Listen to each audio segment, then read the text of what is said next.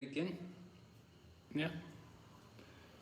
Om Jnanatimmirandasya Jnananjana Shalakaya Chaksurmilitan Hare Krishna Maharaj, Dandavat Pranam.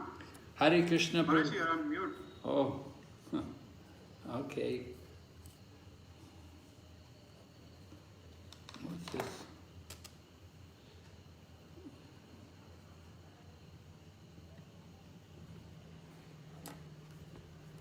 Om Jnanatimmirandasya Jnananjana Shalakaya Chaksurmilitan Yena Tasmai Shri Gurave Namaha Nama Om Vishnu Padaya Krishna Prishtaya Bhutale Srimate Bhakti Vedanta Swami Niti Namane Namaste Saraswati Deve Gauravani Pracharine Nirvishesha Shanyavari Paschatya Deshatarine Vanchakalpa Tarubhyascha Kripa Sindhu Bhayevacha Patitanam Bhavanebhyo Vaishnavibhyo Namo Namaha Jai Shri Krishna Chaitanya Prabhu Nityananda Shri Advaita Gadadhar Shri Vasadi Gaur Bhaktavinda Hare Krishna Krishna Krishna Hare Hare Hare Rama Rama Rama Hare Hare. So welcome everyone to our study of Srimad Bhagavatam at the level of Bhakti Vaibhava, and we're on Canto 6, and today we're looking at chapter 18. Right, we're chapter 18.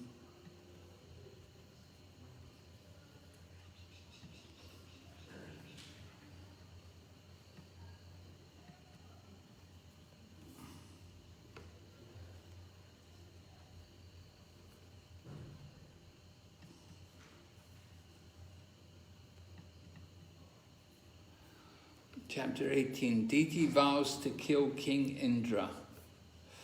Sounds exciting, eh? It is. I thought it was a very exciting chapter. Alright, so we were hearing, with the last chapter, we were dealing with Chitraketu. And now we're hearing about Diti. So it's a big changeover in the continuity, right? We heard about Vritasura, and then we heard about Chitraketu, how Chitraketu was cursed to become Vritasura. And we heard about Vritasura going back to Godhead. So that was the end of that session. That took us from chapter 7 up to chapter 17. Now we're at chapter 18. So like 11 chapters were there with Vritasura and Chitraketu. So now we're back to Diti. Because if you remember, when you were doing chapter number 6, you were hearing about you heard about Daksha, and you heard about Daksha having many daughters. Do you remember how many daughters Daksha had?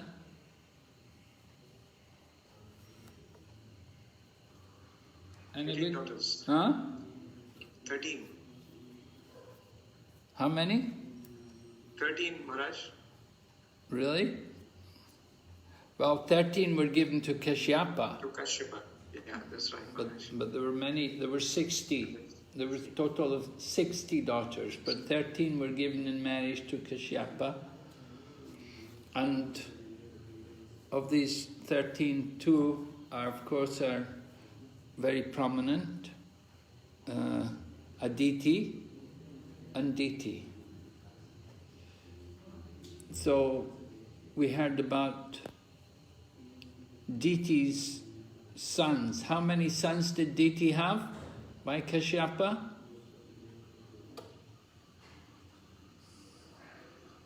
Two, Maharaj. How many? Two. Oh. Hiranyaksha and Hiranyakashipu. Oh, that was by Diti. Yeah. What about Aditi? Aditi has 12 Aditya. How many? 12 Maharaj. 12, right. 12. And among them was the personality of Godhead, Lord Vamanadev. Right? So, chapter 6, we had heard up to Twasta. Twasta. Remember Twasta? He was, and he was brought, he came into the picture in Chitra, in the story of Vritasura, because it was Twasta who was the father of Vritasura. He produced Vritasura from the sacrificial fire. So Twasta was the fourth son of Aditi. So that was up in chapter 6. And then, you know, they brought up the point about how Twasta had produced the great demon Vritasura, who was actually a great devotee. So that was what happened there in chapter 6. So now it's coming back to we're hearing more about Diti. We heard about the different sons of Aditi, and in this chapter we're going to hear about we're going to hear about Diti, but first we will hear more about the other sons of Aditi. That's brought up first.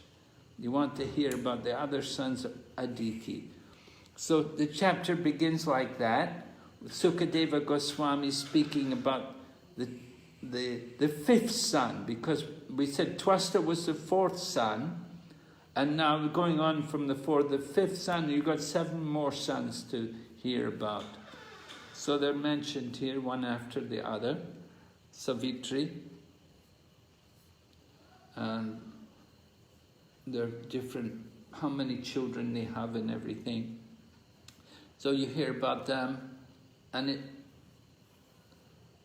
in text number 6, we hear about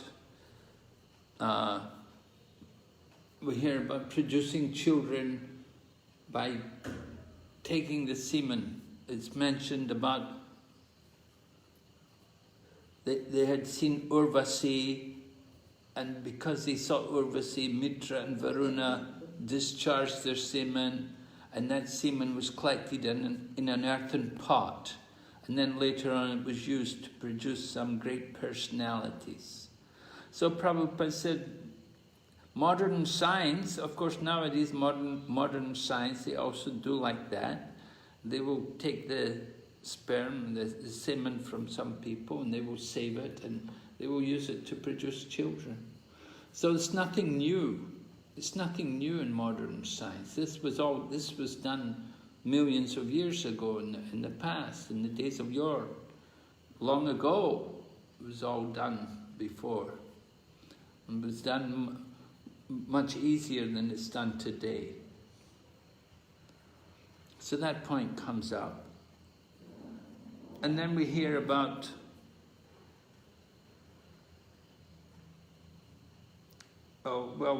we're told about how later on you're going to hear about Bali Maharaj, or Vamanadev, the 12th son, and that will be taught in the 8th canto of the Srimad Bhagavatam.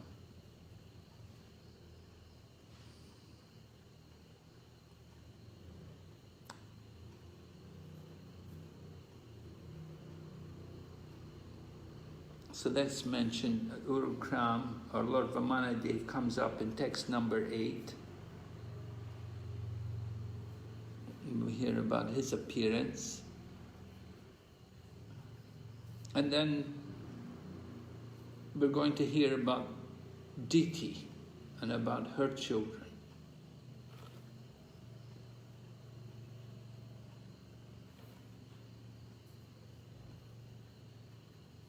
So Diti, of course, had two sons who were well known, big demons, Hiranyaksha and Hiranyakashipu.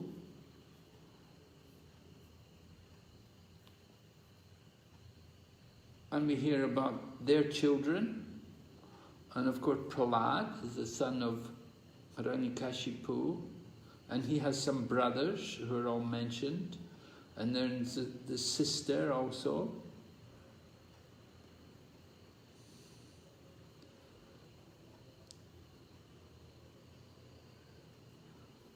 So this way, the beginning of the chapter is all spent describing these different descendants coming from the Diti and Aditi.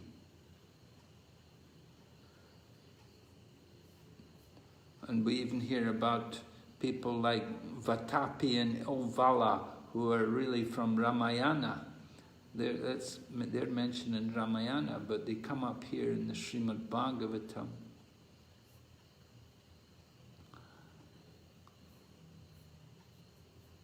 And then we hear about Bali Maharaj, and he has 100 sons. The oldest of his 100 sons is Banasura, who was the great devotee of Lord Shiva.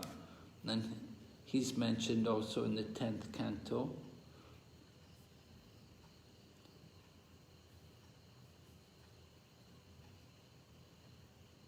And then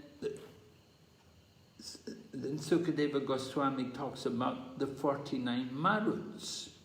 The 49 Marut demigods were also born from the womb of Diti. None of them had sons. Although they were born of Diti, King Indra gave them a position as demigods. So this creates a little attention in the mind of Maharaj Parikshit, because usually the sons of Diti are demons, and they will have the demonic nature. And Aditi, she's the one to give birth to the demigods, who can have good qualities. So this is going to puzzle the mind of Maharaj Parikshit, and he will ask a question about this.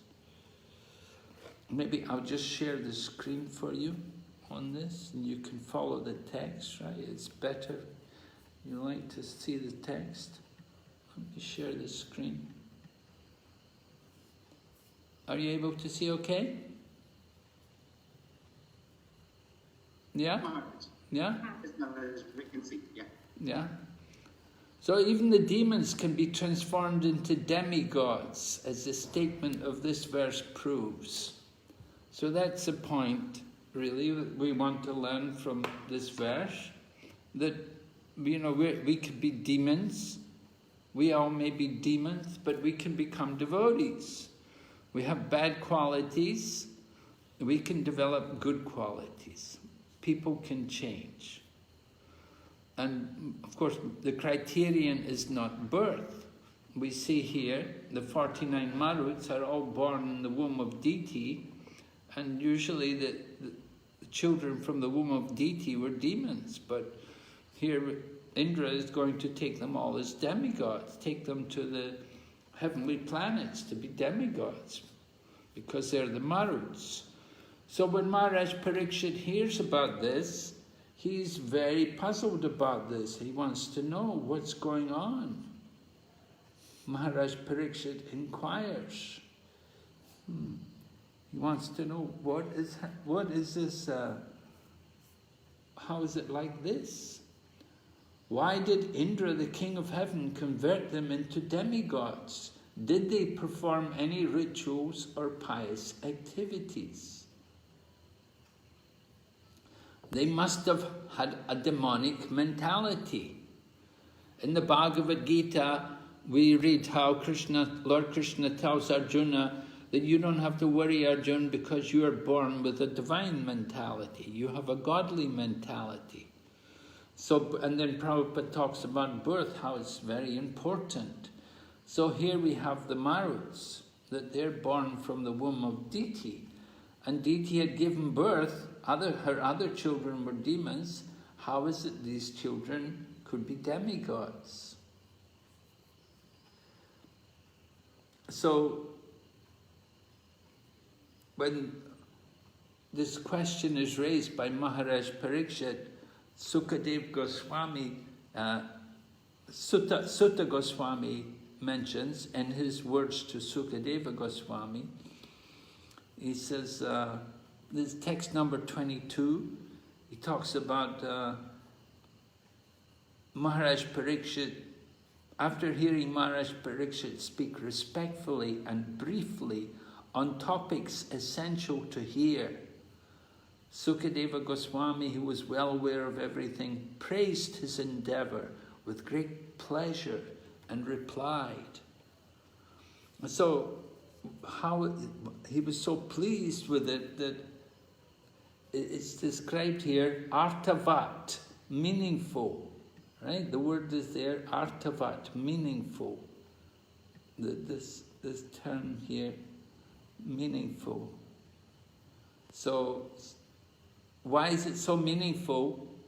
Because we will see some wonderful philosophical concepts revealed in the course of this incident. We're going to hear how these... We're going to hear how even a learned person's mind can be disturbed or can be influenced through the association of the opposite sex. And we're going to also hear how we have the tendency to look at others and not to see ourselves. That will also be highlighted in the course of this pastime. And a third feature of this section is that we will see the wonderful power of devotion and how by devotion to Lord Vishnu everything can be purified. So this is why Sukadeva Goswami is very happy to hear this question from Maharaj Parikshit. Right? I've noted in the purport here, Srila Vishwanath Chakravarti Thakur stresses that even though Diti was very envious, her heart was purified because of a devotional attitude. Another significant topic is that although Kashyapa Muni was a learned scholar and was advanced in spiritual consciousness, he nonetheless fell victim to the inducement of his beautiful wife. So these are the things which are coming up in this chapter. It's important for us to appreciate. So Sukadeva Goswami is describing what happened, how Diti is full of lamentation and anger. What's her problem? Why is she lamenting? Why is she angry? Maharaj, Yes? because of Indra, Indra wanted to kill the demons. Lord Vishnu killed these for Indra. So she was very angry with Indra that her two sons were killed. Yes, right. Her two sons had been killed. Why did she blame Indra? They were killed by Vishnu. Why is she blaming Indra? Maharaj, because Diti thought that Indra, who was always fond of material sense enjoyment, so he wanted to have the full opulence. So Diti thought that Indra killed the two sons through Vishnu. But Indra and Vishnu are different people. It's not clear to me why would Indra get the blame for something done by Vishnu?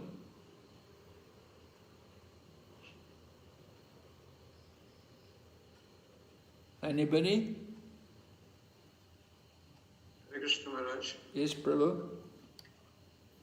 It's because Indra was completely deprived of their services along with the other demigods to Lord Vishnu. And it was Aditi who prayed to Kashyapa, and then finally Kashyapa gave her the opportunity that she could worship the Supreme Lord, and then by his grace, his appearance, things will be fine. And here people see that the Lord killed Hiranyaksha and Hiranyakashipu in the form of Lord Nrsingadev, and that created a great amount of anxiety in the heart of Diti, because she felt that she's completely bereft, and all her sons have now been completely dethroned from the heavenly places, and Indra has occupied that place. So because of this, there was an enviousness within the heart of Diti, and that's the reason why she had put all her anger upon Indra. Well, she had already been told at the time of conception that her two children would be demons and ultimately they'd be killed by the Lord. Yeah. So she should have been more prepared for what's going to happen to her children, right? Yeah. And we also heard how she didn't like to give birth because she knew that two children were going to give trouble to the universe. So she kept them in her womb for a long time before she actually gave birth to them. Yes. But still, she's got this mentality that, it seems like she could have blamed Vishnu, but she blames Indra.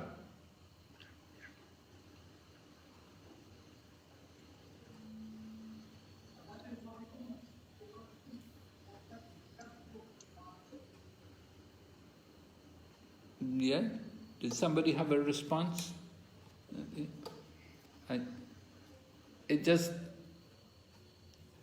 We have to consider that she has some respect for Vishnu, which she doesn't have for Indra. That Vishnu is considered supreme in the universe, whereas she doesn't have that same kind of respect for Indra. She's seen Indra also be a victim. She's seen him do maybe different things. His behavior sometimes has some problems, some faults. Sometimes he gets into some maya. So she doesn't have a good opinion about Indra. And at the same time she blames him for being responsible for Vishnu killing her two sons. So Vishnu, of course, when there's a problem in the universe, the demigods headed by Indra, of whom Indra is the king of the demigod, he will have to approach to ask for help. So the Lord came. We don't actually see that in the Bhagavatam, that Indra had approached Lord Vishnu for help. We heard about Vritrasura, that he had approached the Lord to help him kill Vritrasura, but the Lord had told him, you kill him yourself. Lord Vishnu wouldn't do it. He wanted Indra to do it himself. Let Indra take the karma. Anyway, Diti certainly has this mood she has a vendetta, if you like, against Indra, and she wants revenge. So she's out to get revenge, and therefore we're told how she does it, right? How does she go about, what's her plan?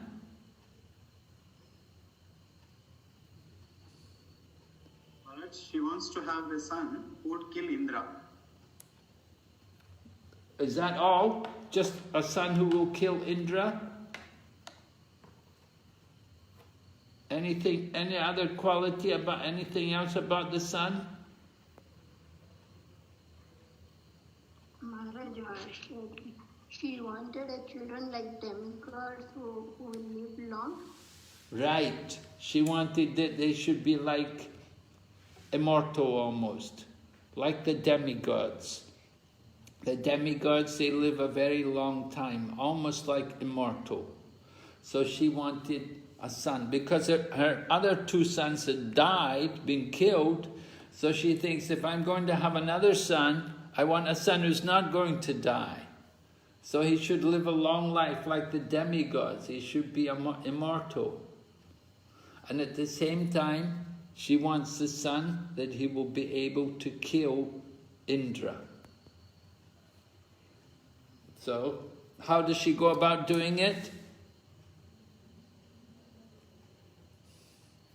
She satisfied her husband Kashyapa. How does she satisfy him? By serving him and pleasing him in all manners. How do you please your husband?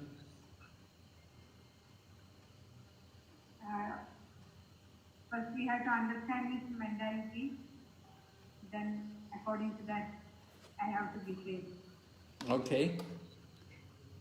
Yes. So, Diti has to go about pleasing Kashyapa. And we're told how she does it. First, she was... Yes, Maharaj, it is explained in verse 28 that Diti always carried out Kashyapa's orders very faithfully as he desired, with service, love, humility and control, with words spoken very sweetly to satisfy her husband, and with smiles and glances at him. Yes, right. So, it must take a bit of sense control to do all that. You know, the woman really has to go out of her way to really please her husband, to do all of these things, acting, what does it say, acting to satisfy by her pleasing behavior.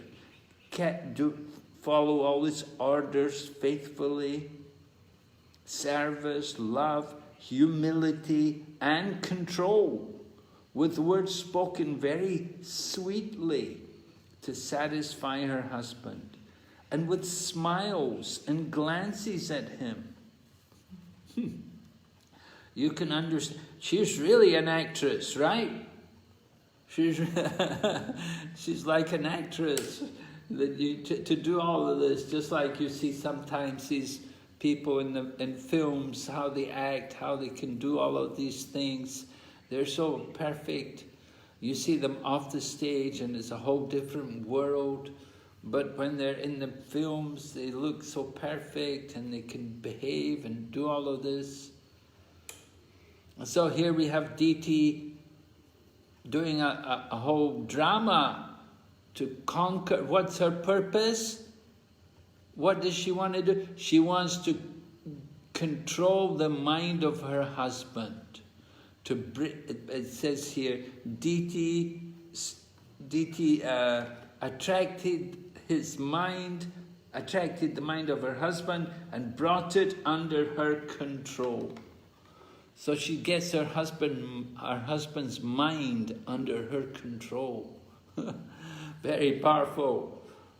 How powerful some women are. And Kashyapa, of course, has so many wives, but still, this one wife, she was able to do this. So,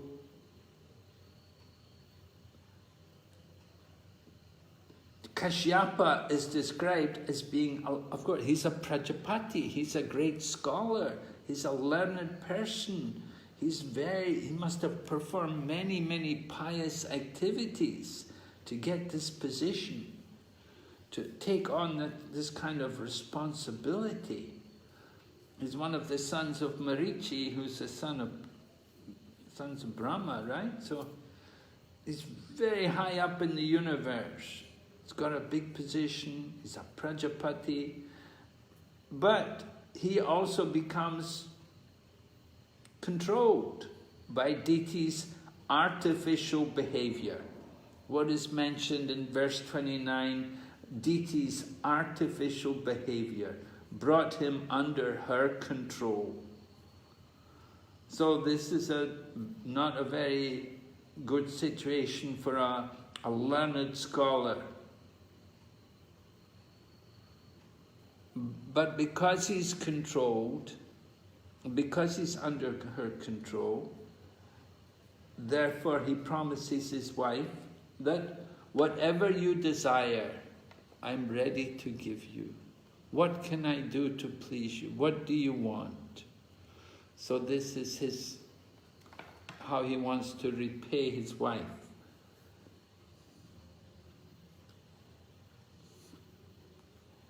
So then text 30 goes on.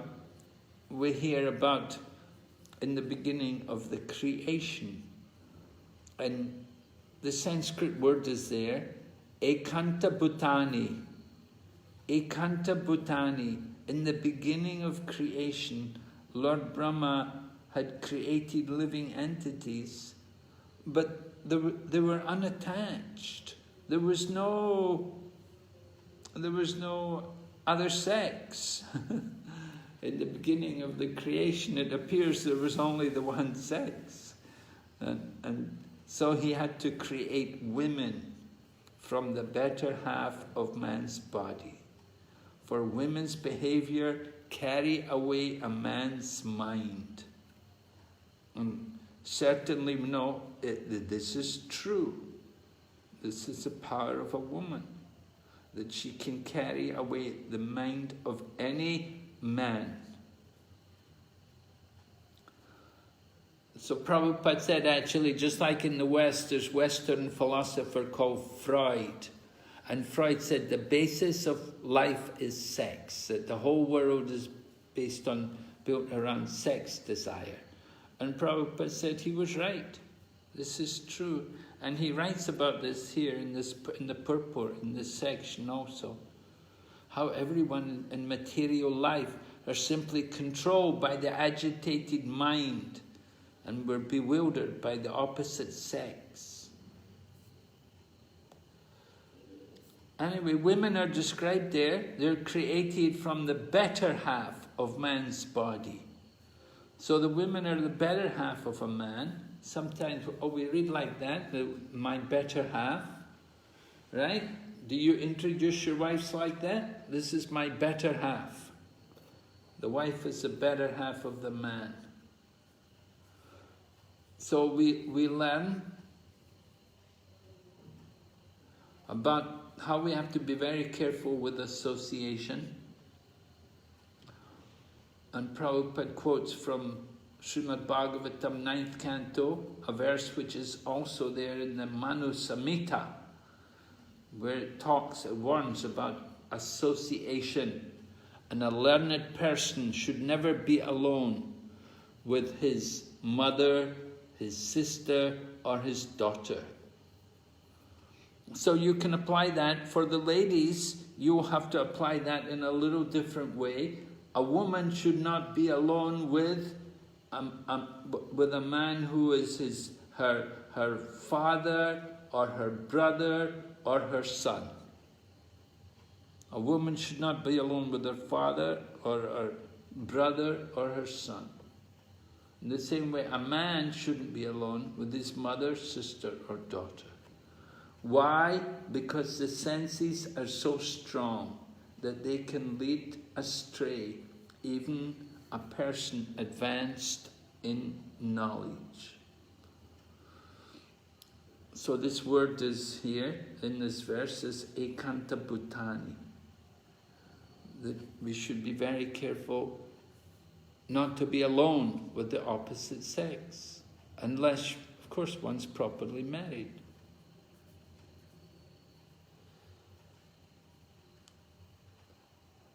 So Kashyapa is very pleased with the behavior of his wife. Naturally, when the wife serves so nicely and pleases the husband so well, the husband wants to please her. You want to pay her how to please her and encourage her. He's thinking that if I fulfill her desire, it will encourage her to continue to serve me and to please me like this. So Kashyapa, of course, had not realized the intention of his wife.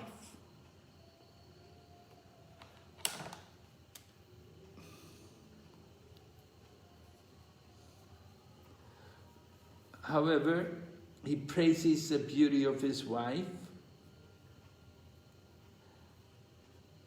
and he says,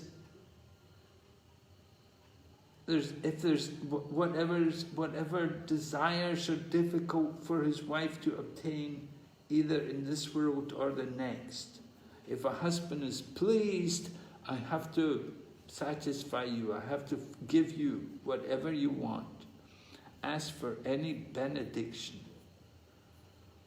And then he goes on to describe the position of the husband, that the husband is like the demigod for a woman. Right? So, some women, and some men also, some men tell me, I am the guru of my wife. They don't want their wife to take initiation from any spiritual master. They say, I am her guru. Right? And so that's okay. That's pati guru. The husband guru. Generally women, chaste women, they'll think of their husband like that also, like their guru pati. So, no, it's not wrong, but at the same time, it indicates strong bodily attachment. So that attachment is allowed, but it's not good for spiritual advancement. It's not a spiritual relationship. Of course, if the husband's a devotee, then it's good. If the husband is a good devotee, then he can bring the wife also into Krishna consciousness.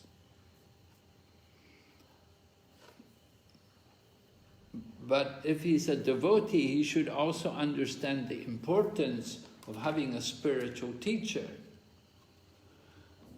We need to be guided. We need to have some spiritual authority.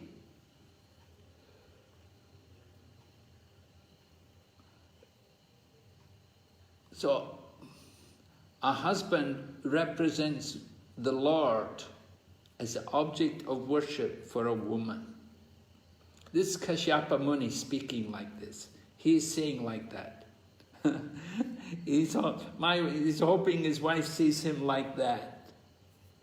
So Prabhupada explains, if women who are usually very much attached to their husbands worship their husbands as a representative of Vasudeva, the women benefit. So that's good. The women benefit. They worship their husband as a representative of Vasudeva. They don't just worship him as an ordinary man, but they worship him as a representative of God. At the end of the purport, Prabhupada summarizes again the same point. As long as one is very much attached to material sense gratification, the worship of the demigods or the worship of one's husband is recommended. So, If you're very much attached in the bodily concept of life, strongly, then it's okay. You can worship your husband as... Ideally, you should worship him as a representative of Vasudeva. Now that's the difficult part. Other people, they just simply worship their husband. They don't think about what he represents. They just think, he's my husband, he's my husband, he's my God. So Prabhupada mentions some people worship demigods. That's also all right. We worship demigods as part of the body of the Supreme Lord. But we have to remember that when you worship the demigods, that they're not supreme, that they're part of the Supreme Lord. Other people will worship demigods without knowing that. So it's important to understand these statements. The husband is the guru for the wife. The wife can respect him. She should think of him as the representative of God. A husband, he should be ideal representative of God. He should follow the principles. He should be faithful to scripture, set the good example, and help the wife also in pursuing her different duties, spiritually and materially. So Kashyapa is appreciating his wife, how nicely she's serving him, and how he's respecting him. And you can see he's very enamored. His wife must be very beautiful, described here. She has a very thin waist. She's a conscientious wife, and the wife should be chaste, should abide by the orders of her husband.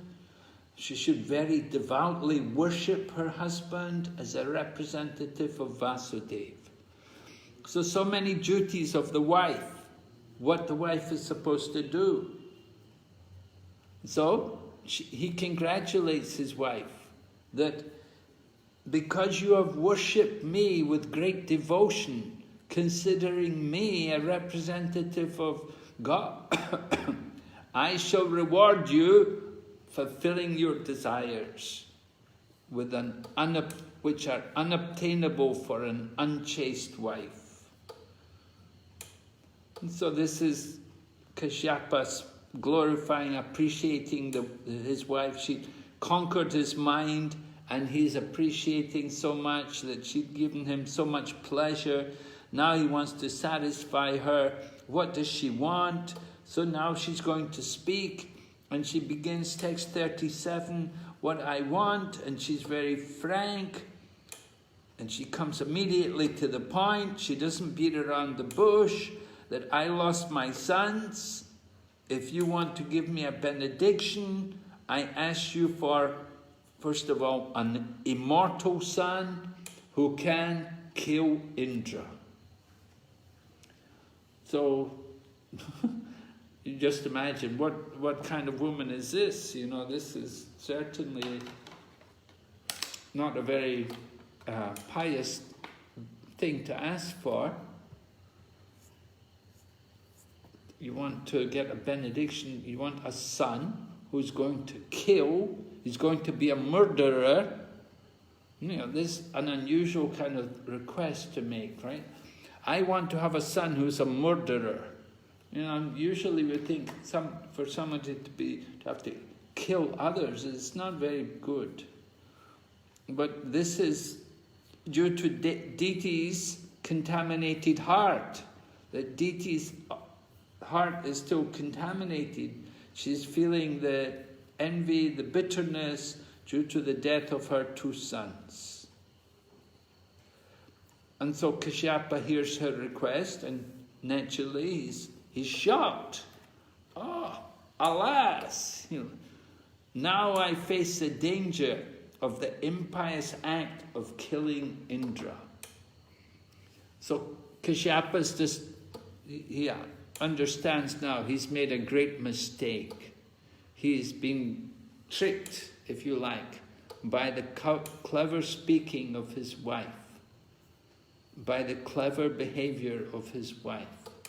He's become a victim of her evil intentions.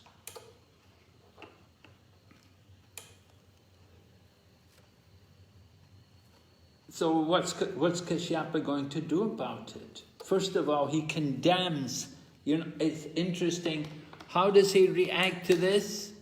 Does he immediately turn on the wife and begin to chastise her? Krishna Maharaj, he actually introspects and understands that he has become a victim of the illusory material energy, and he felt that he was completely cheated, and because of his behavior he would actually glide down to hell. Yes. And what does he think? What about his wife? Does he blame his wife?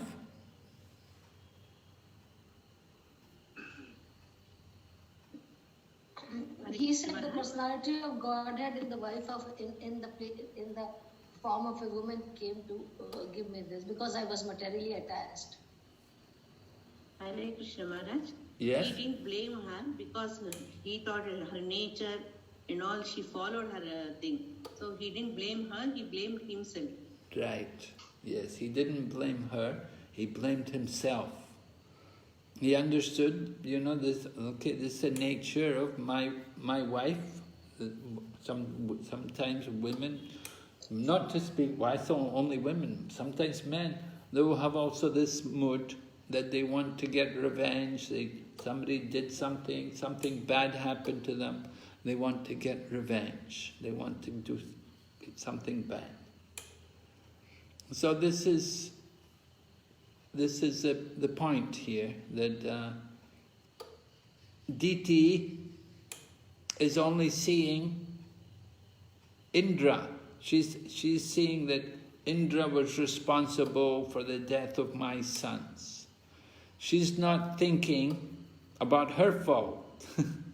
You know, that she wants to get Indra killed.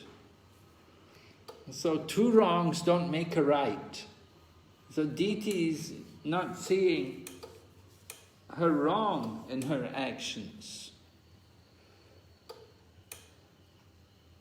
Just like we say, an eye for an eye, a tooth for a tooth, right? There's a common saying. An eye for an eye, a tooth for a tooth. But if we follow that principle, then what will be the result? The result will be none of us will have any eyes, none of us will have any teeth. So but Diti is not appreciating this. She's just thinking that my sons have been killed. I want to get revenge on this Indra. I want him to be killed. She saw the faults in Indra, but she doesn't see her own faults. She's thinking her actions will correct everything. So she's arguing she's talking like this. And Kashyapa Muni, he's regretting that he'd been so gullible. He was taken in by the behavior of his wife. He was thinking that my wife wants to please me and she's so attracted by me and she's smiling at me. And he wasn't thinking what was the motive behind his wife. Now Kashyapa had so many wives, we said he had 13 wives. You would think he would be a bit wiser about the nature of women. But still somehow, you know, he's so bewildered that he'd been taken in by the behavior of his wife. And now he's regretting. Now he's regretting. So he says, I'm surely a wretched person. I will certainly go to hell.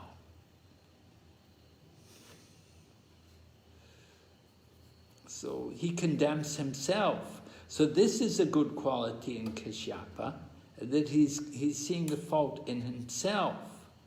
He said, I could not control my senses. I don't know what was good for me. I couldn't control my senses. And then Prabhupada talks about what it means to control how we have to control the senses, beginning with jiva vegam udara upasta, right? And Prabhupada talks about how people are often victimized by the uncontrolled tongue. We're given so many palatable foods, we eat so much. Sometimes we see like this, before marriage, people were quite thin. But somehow after marriage, they put on a lot of weight. They get new bodies, they become so big and healthy looking. We wonder, my goodness, what happened? No, they got married, and they eat so much. So they eat so much, they eat a lot, and then when the tongue is uncontrolled, then the other senses are also uncontrolled. And you fall a victim, and you fall into sense gratification. Uncontrolled senses. So this happens very easily in householder life. Prabhupada would say, householder life is like going to a feast and fasting. Right? Going to a feast and fasting. So householders also, when they would ask Prabhupada, what is our duty? And Prabhupada would always reply, he would say, you have to go to the door and you call out, food is now ready in my home. Anybody who wants to take food, please come and eat. Right? And Prabhupada talked about his own home. He said when he was a child, he said they would never eat alone. They always had guests. He said his father every day would bring guests home to take food in their home. So he said this householder life. The door's open, anybody like to come and eat. And we like to give, to feed the other people, even especially uninvited guests. The uninvited guest is like a demigod coming to test our charity. But if you go to people, sometimes they'll say, why have you come here?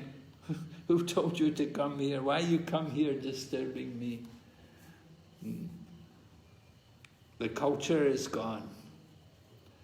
Anyway, Kashyapa is regretting his situation, and in the purport,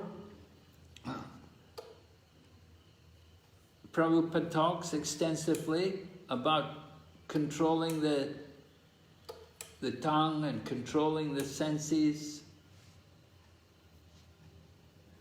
Talks about brahmachari life, student life. Important that people should be trained. The beginning of life, there has to be training to control the senses. If people have proper training from the beginning of life, then it's so much easier. If somebody is trained in the beginning to control the senses, then they can make a good householder. And similarly, women also, they also need training. They have to be trained in chastity and to be faithful to their husband, how to serve their husband. So this kind of training is important. If from the very beginning, if men and women are trained like this, then there will be no problems in family life. Today there's so much divorce because men and women cannot control their senses. And they simply argue and fight and quarrel with each other and then divorce. But when they have proper training, in the beginning of life, when they're properly trained, then they can live together peacefully. So at the end of purport, text 40, Prabhupada writes, therefore, householder life in this Kali Yuga is extremely dangerous unless both the wife and husband take to Krishna consciousness. Yeah. So this is the point. They must be there again in the purport, he says, if the wife is faithful to her husband and follows him in such life, the relationship between husband and wife is very desirable. Right? The man is trained in Bhagavad Dharma and the wife follows her husband, and then the relationship is very good and they will both benefit. The man should be a staunch Vaishnava and the wife should be a faithful follower of her husband. Then when the husband goes back to Godhead, the wife will follow her husband back to Godhead. So the training begins from childhood. Prabhupada talks about that, the brahmachari. Komara charit pragno dharmam bhagavatamiha. The beginning of life. Get the good training. So, of course, ISKCON had a very bad reputation about householder couples, marriages breaking up. But over the years, there's been a lot of improvement, and we have some very nice organizations now. There's one service is called Grihastha Vision Team, GVT, Grihastha Vision Team.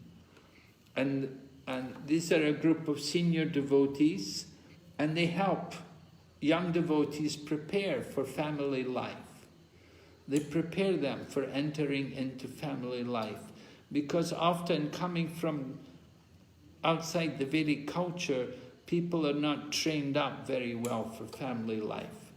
And we have all the misconceptions of what married life is like. So the Grihastha Vision Team people, they arrange courses and seminars to help people to prepare themselves for married life, and so that they will not have difficulty. Of course, in Hindu culture, you have that kind of culture already by nature. And often the marriages are arranged by the family. That's also very good. So when the mothers and fathers or the in-laws, when they're all cooperative, then they can greatly help to make the marriage successful. However, we're seeing here in Srimad Bhagavatam, this is like the heavenly planets, higher planets, Diti and Aditi and Kashyapa. Even here they have problems. So it's described here about Kashyapa is describing how the woman's face is so attractive. But then he says, the woman's heart is a different nature. While the woman's face is very sweet and beautiful, and the words were very nice, but the heart is very sharp, like the blades of a razor. So who can understand the dealings of a woman? Now for the women, you should also think of the men like this. If we study a man's heart, we can understand it to be extremely sharp, like the blade of a razor. Here, the man is speaking. So women can also speak the same way. Men also have their problems. In these circumstances, who could understand the dealings of a man? It's not that all the faults are with the women only. Men also have we also have our problems.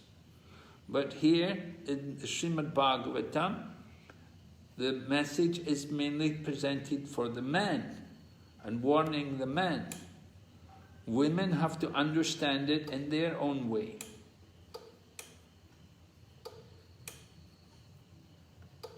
So what are some of the faults in women? What are some of the faults and what are some of the good qualities in women that we see here, which are described in relation to women?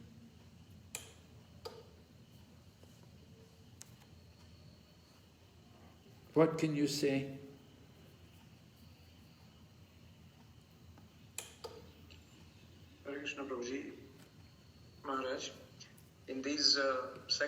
have seen that how Diti was quite faithful in terms of serving her husband and pleasing in all possible ways. Though the intent of such thing was completely undercover, but the way how she followed and pleased her husband is one of the very good qualities. Although her motive was not good, you say it was a good quality. Yes. Okay. Hare Krishna Maharaj. Yes, Maharaji? Just in two words, sometimes she may look so attractive and pleasing, but if she is not a devotion, she can distract his path. It will be very dangerous for him. Oh, so she may have beauty, but no bhakti. Yeah. So we have to, one should not simply be bewildered by the external features.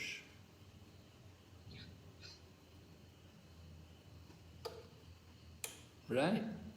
We should not put a great emphasis on the external features of the person. Yes, Maharaj. Here he is comparing with the blade of razor. If you touch it, it will harm you. Like that, just by seeing the beauty, if you get attracted, it may harm your progress. Okay. That's what here you can understand. So this would be a fault on the part of a woman, that she may have some material motive, right? What are some good qualities in women? She is gentle, she can take care of the husband like a mother, she can feed him and she'll serve him. Okay. She can become a nice advisor when it's needed, and she can give support when he's in distress. As a devotee, she can support her husband's endeavors in the path of devotion. She can encourage her husband in the path of devotion. Yeah. Yes, ma'am. Mm-hmm. Hare Krishna Maharaj. Yes. On this juncture, there is an aspect of a little concern and a debate. Is that are the parents giving adequate training for their daughters to get properly oriented for the grihastha life? Because in the modern day, we see so many kinds of demands that actually starts to get in place after the marriage, which gets into one's life. And so the men are generally confused, or they are under pressure, and the demands of the girls are also very high, even including in devotee circle, we see this happening by. So the point is that are the parents responsible enough to train their daughters, equally of course the sons also, to be grihastha oriented, which helps their bhakti as all in all. So I would like to hear from you on that perspective, Maharaj. Well, I would think a lot of it has to do with the parents themselves, that their own example has to be there. That the children see how their parents act and how their parents deal with each other, and they learn from them. So the example of the parents themselves is the best training for their daughters. If the mother and father, if they themselves are not always concerned with so many material things and a lot of sense gratification, and if they live together peacefully and cooperate with each other and the home is happy, then that's the best training for their daughters. That they see how their mother and father lived together and how they were happy, how they cooperated with each other, and they learn from them. It's a natural training. It's not like they should need a lot of training, but it's just there, just in the fact that they grow up in a natural home with a mother and father, and they see the mother and father interact, and that is the best training for the daughter. So the parents' orientation towards devotional life and their own personal behavior is the one which gives the greatest impact. That's what you're trying to summarize, Maharaj. That, I think it's very important. I think it's really very important. It's very unfortunate today that so many children grow up in unnatural homes. Often it's just with the mother, or sometimes even just with the father, because the husband and wife, the mother and father, they divorced and separated or living apart. There's so many broken homes. And this is not good for bringing up children. It's an unnatural home life, unnatural atmosphere at home. What is important is that they see the mother and father, and they see the mother and father live together happily, peacefully, and cooperate with each other, encourage each other, share the issues and responsibilities. I would consider that to be very important. Somebody said to me recently, they said that, you know, today the women, they all have so many demands, they want so much what they want, money, they expect their husband to be rich, they expect their husband to have good job, they expect their husband to have so many things. Well, I said, well, it's practical. I said, women are practical. The man's job is to protect the husband, protect the wife. At the time of marriage, the woman is given to the man and he has to protect her. And the way in which he will protect her is by providing for her. He has to provide for her different things like cloth and a home and so many different things which are essential for the woman. So women are practical today. They're going to get married. They don't want to marry. They can't marry a man who doesn't have a home, doesn't have anywhere to live. Where are we going to live? They marry a man who doesn't have any job. He can't earn any money. How are they going to manage? If they have children, how will they ever bring up a family? These are serious problems. So, you know, you can't blame women for looking at these things. They have to be practical. Of course, you could say, well, some people go overboard. They want so much money, or they demand so much. Then maybe, well,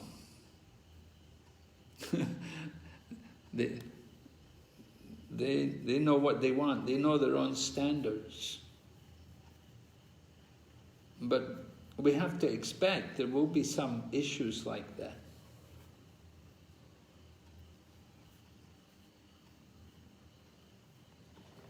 So family life is important. Generally, most people are in families. They do get married, they have a husband or they have a wife, they want to have children. So it's important that they should know how to live in family life, how to be peaceful, how to minimize the demands of the body, to control the senses. So it's training. There is some training required, and certainly Prabhupada's talking about training here. He was talking, men should be trained as brahmacharya. In the beginning, if they're trained as brahmacharya, if they're not trained as brahmachari, then it's very difficult for them. They go into family life. They won't be satisfied with one woman. One wife is not enough. They're womanizers. They like to go around to other women. They get bored with one woman. So men are like, if you marry someone who's not trained in brahmachari life, who's not got control over his mind and senses, then you have difficulty. And the same with women. If a woman is not trained to be chaste, and we will hear what women are supposed to do to be chaste.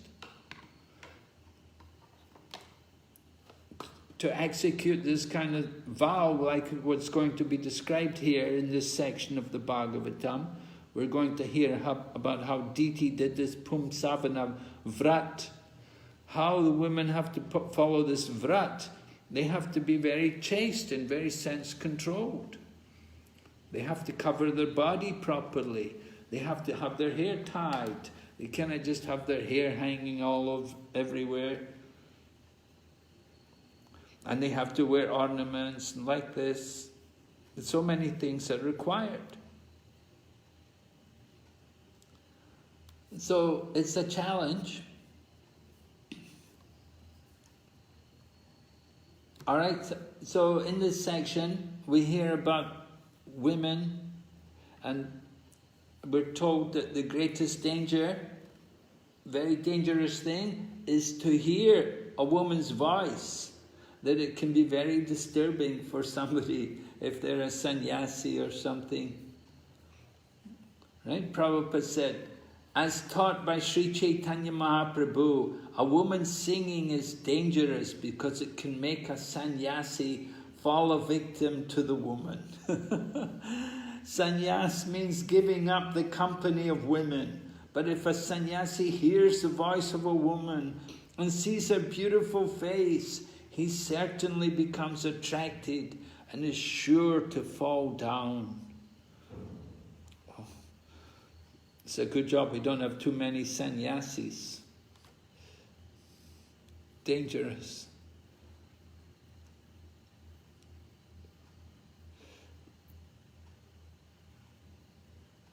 So we have to be very careful. That's the point. But at the end of the purport, Prabhupada talks about how, he said, sometimes people condemn our Krishna consciousness movement. You see, one of the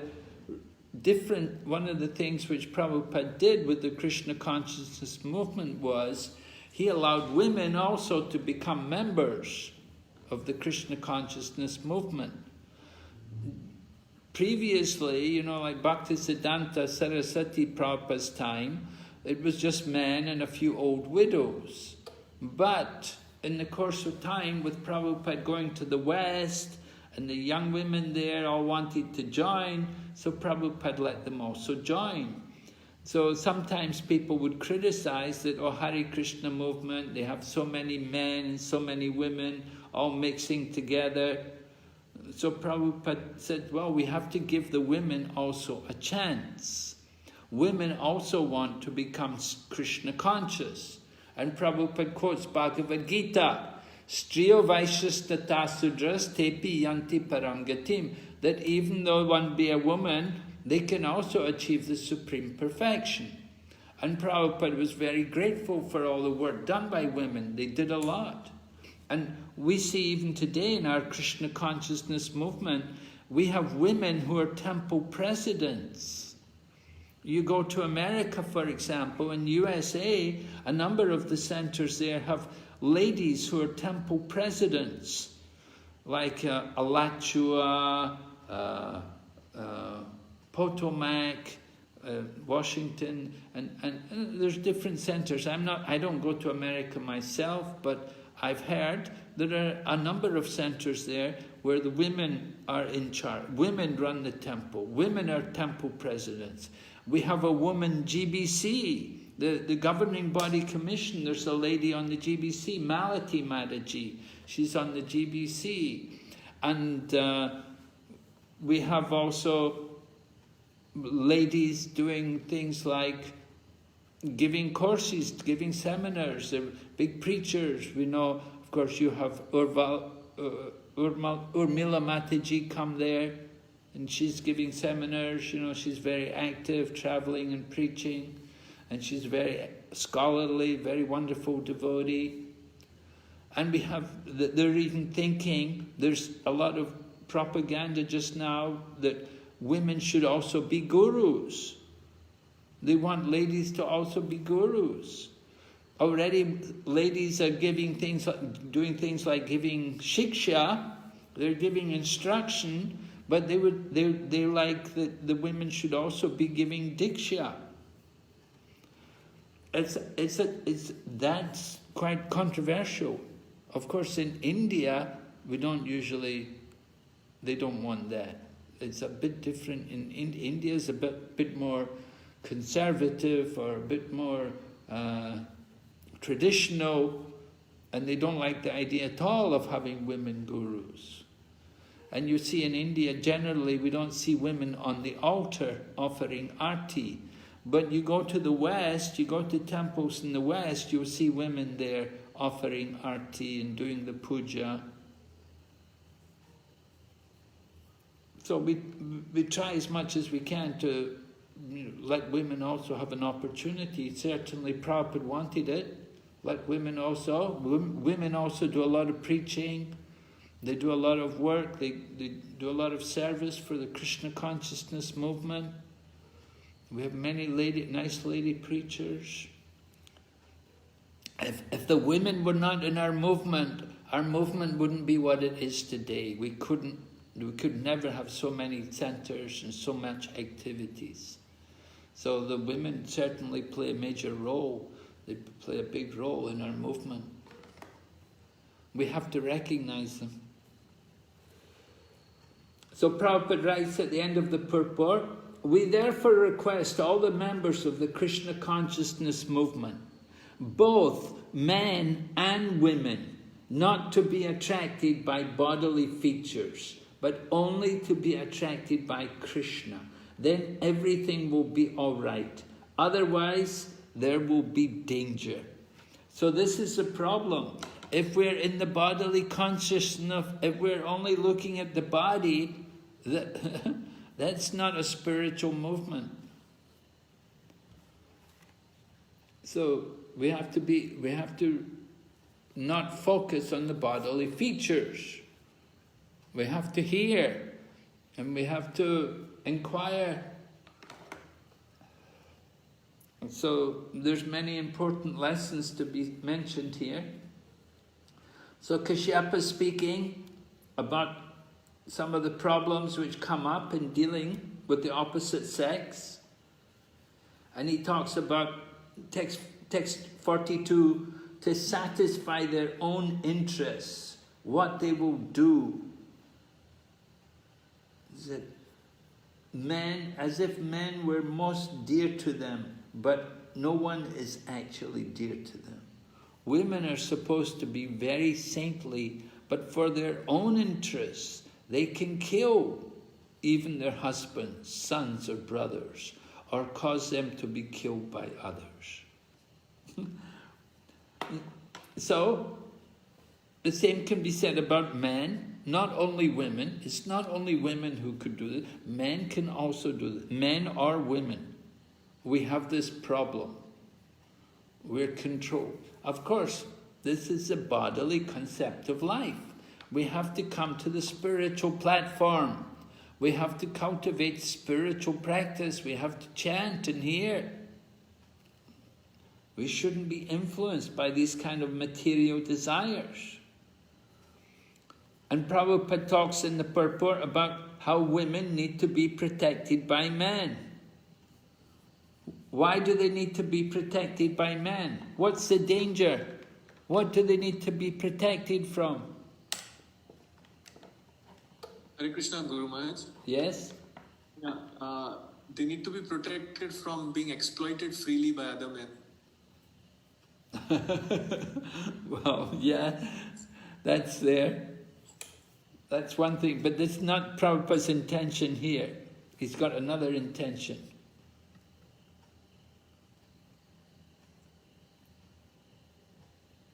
Hare Krishna Maharaj. Yes? Now here is that telling we should protect the women from not to become self-interested and selfish. Right. Actually, the first point, Nanda Kishore Prabhu was saying women should be protected from other men. But if a woman is chaste, that should not be a problem. A chaste woman, first of all, she'll dress herself properly, she'll cover her body and so on like that, and she won't associate freely with other men. So she should not really have the problem of other men chasing after her and trying to corrupt her, if she behaves properly in the proper manner. So what is it? The protection which she needs is, as Maharaji said, she has to be protected from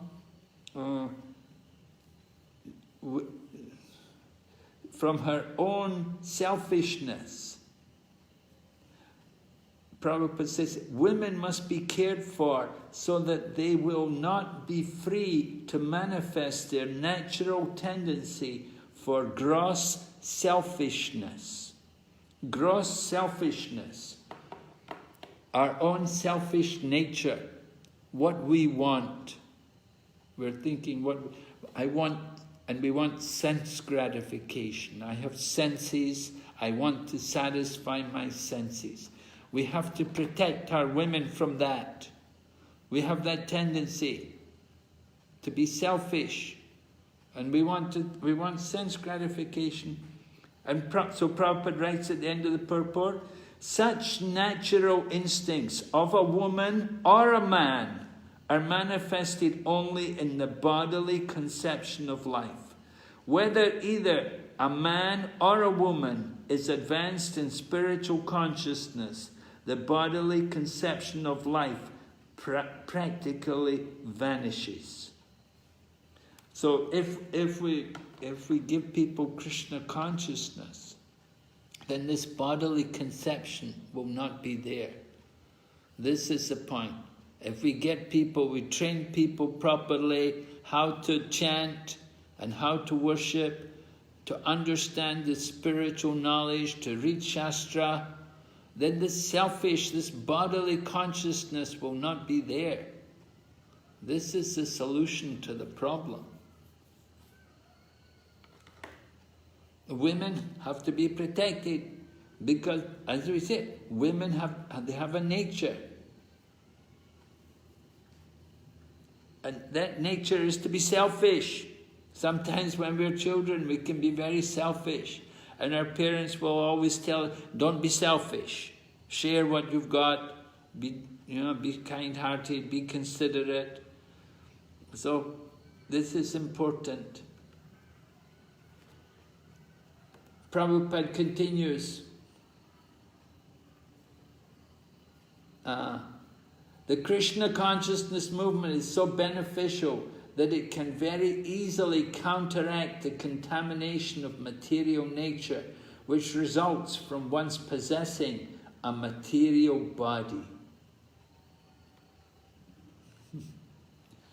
So we have a material body, we have material desires, we have to counteract it. We have to know how to take up Krishna consciousness. So at the end of the purport, Prabhupada said, a man should be trained to be a first-class devotee of Lord Krishna, and a woman should be trained to be a very chaste follower of her husband. It's a difficult situation for women today because women go to work. A lot of women go out to work. And when they go out to work, they work with men. And they're often not working where their husband is. The husband's away in another company and the wife is in some different place. And the wife is there, the man's wife is there in the company of so many other men. It's not a healthy situation for women. It doesn't help a woman's chastity to have to work all day in an office with a lot of other men. But this is what happens in the world today. Of course, we say women's liberation. Women's liberation meant that the women have to go out to work. The women thought they were getting something good when they were to women's liberation. Men and women are equal. But what does it mean? Women also go out to work. The man works, the woman also works. But it's the woman who has the baby. It's the woman who gets pregnant. She has the baby, she has to take care of the children. And at the same time she's working. It's a very difficult situation for women. A woman nowadays, what they have to do, they have to work, so many things they have to do. So actually what should happen is women should be at home. They're meant to take care of the home. But nowadays, all women, they like to go out to work. They don't like to be at home. These are some problems. Anyway, Kashyapa, his wife is at home, and still he's got a problem. At least Kashyapa understands Indra doesn't deserve to be killed. So he's thinking how to overcome that. What's Kashyapa's solution to the problem? How is he going to avoid killing Indra? What's he going to do? Krishna Maharaj. Yes? He wants to make Diti a devotee. Yes. He wants to make Diti a devotee. He wants to purify her, right? Purify her heart. In Prabhupada's purport of text 43, he said, I shall train her in such a way that instead of always thinking of how to kill Indra, she will become a Vaishnava, a devotee of Krishna. If she agrees to follow the rules and regulations of the Vaishnava principles, the unclean core of her heart will certainly be cleansed.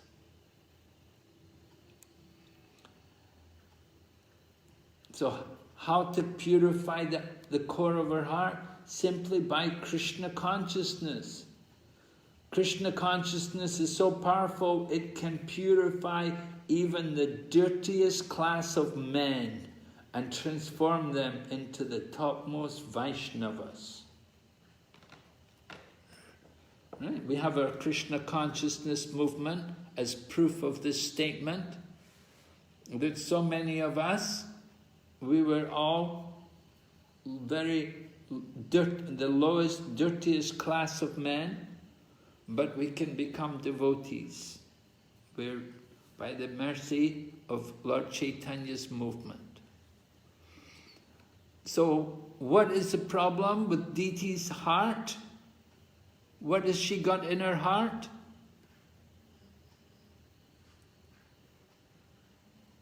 Envy, Maharaj. Right, envy, right, envy. So, what do we learn about envy from Srimad Bhagavatam? Is Srimad Bhagavatam for the envious? No, Nirmatsaranam Satam. Right, Nirmatsaranam Satam. Was Arjuna envious?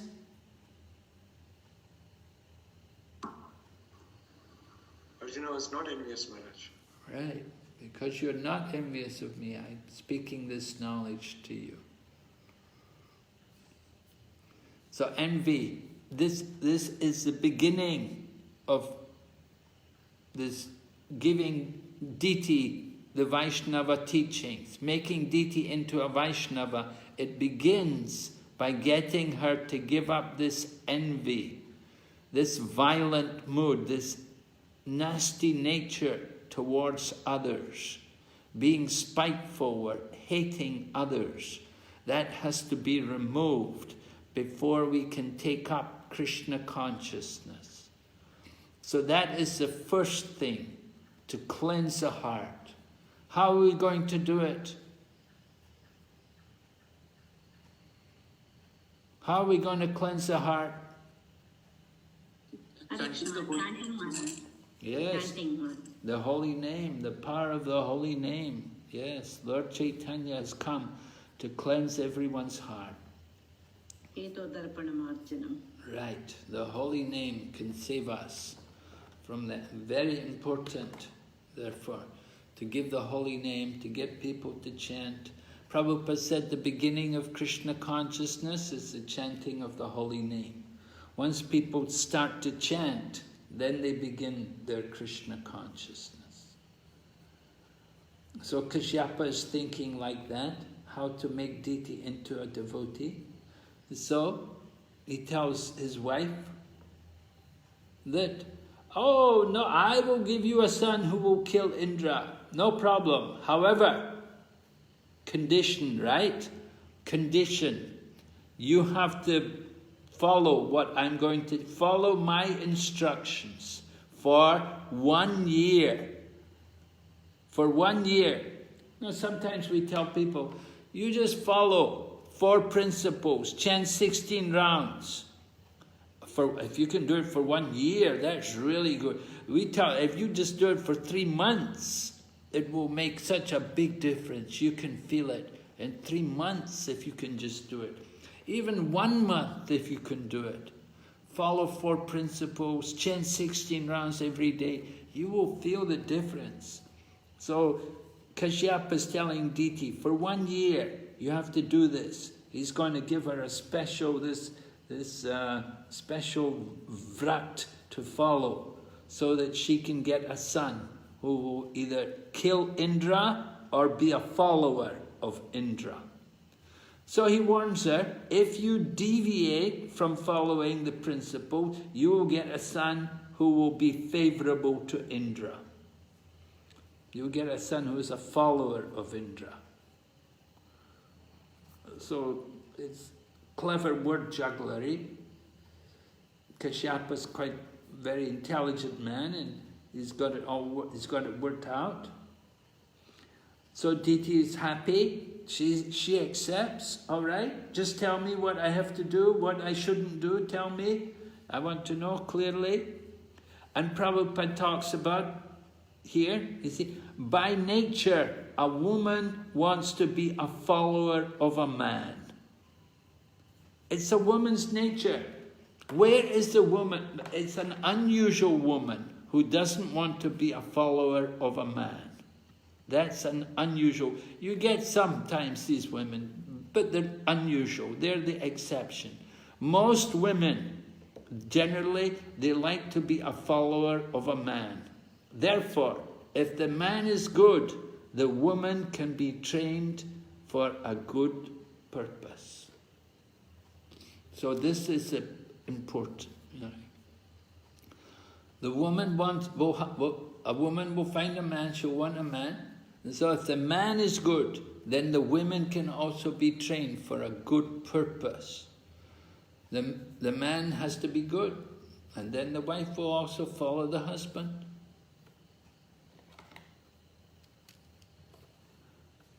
So Kashyapa speaking, she's going to tell his wife what to do. First thing, do not be violent or cause harm to anyone, right? In other words, she has to give up this envy, this bad feeling towards others. This is so harmful for our Krishna consciousness. If we hold any grudges or bitterness in our hearts towards others, this has to go. This is not going to allow us to progress in spiritual life. And then, do not curse anyone. Do not speak lies. Don't cut your nails and hair. Don't touch impure things like skulls and bones. So, Kashyapa Muni's instructions are that his wife not be envious, indicate this is the first stage of advancement in Krishna consciousness. Giving up this envy. Of course, this is the most difficult thing. This is the biggest challenge, to get people to give up this envy. Not easy. Easy said, not easy. But you have to do it. If you want something, this is a price Diti has to pay. She wants something, this is what she has to do. So Kashyapa is really a clever man. More rules, what she has to do. Should wear clothes which are properly washed. Never put on a garland that's already been worn. Don't be angry. Do not even associate with wicked people.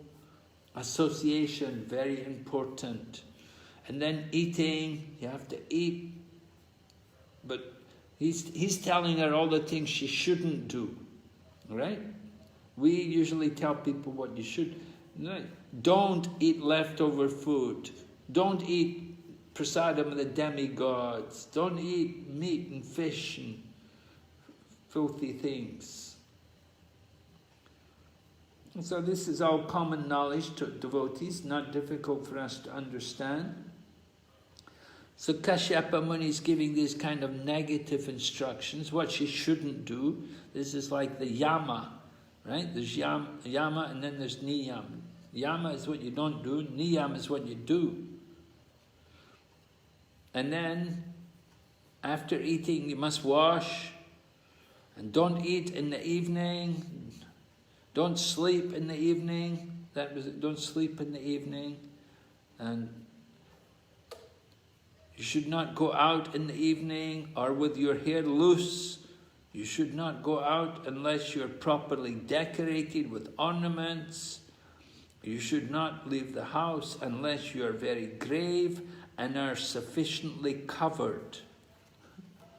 And Prabhupada talks about women wearing mini skirts.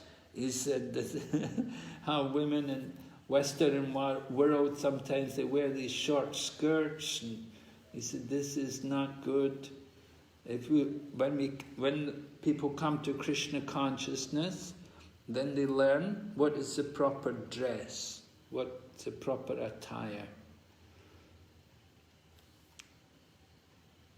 Don't lay down without having washed your feet. Don't be naked, and don't sleep during the sunrise or sunset.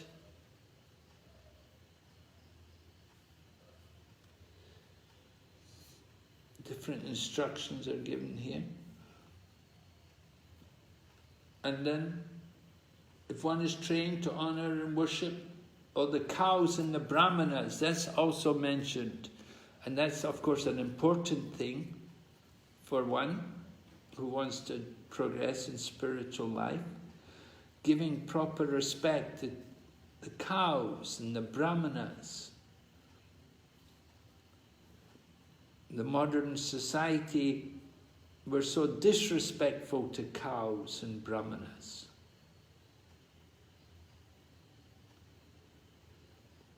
Prabhupada said, cow protection ensures sufficient food production, sufficient food prepared with milk, which is needed for an advanced civilization. Milk is necessary to develop the brain. Nowadays you've got things like these vegan people, they don't want to drink milk at all, even if you have your own cows. We tell them we have our own cows, we have our own ahimsa cows, we have ahimsa milk at Bhaktivedanta Manor, ahimsa milk, but they say, no, you can't take any milk. But the cow is meant to give milk, and we give grass. The cow gets grass to eat, and she gives her milk. So milk is very important for the development of the health of the brain, the body. Cows are important for the society. But people don't know how to respect these things.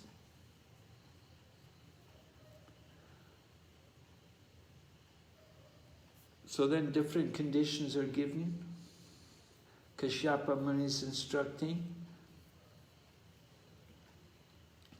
He gives her mantras to chant. If you perform this ceremony, text 54, called Pumsavana, adhering to the vow with faith for 1 year, you will give birth to a son, destined to kill Indra. But if there's any discrepancy in your vow, the son will be a friend to Indra. So, Indra hears all this. Indra's thinking what to do. So Indra knew about this, and he makes arrangements.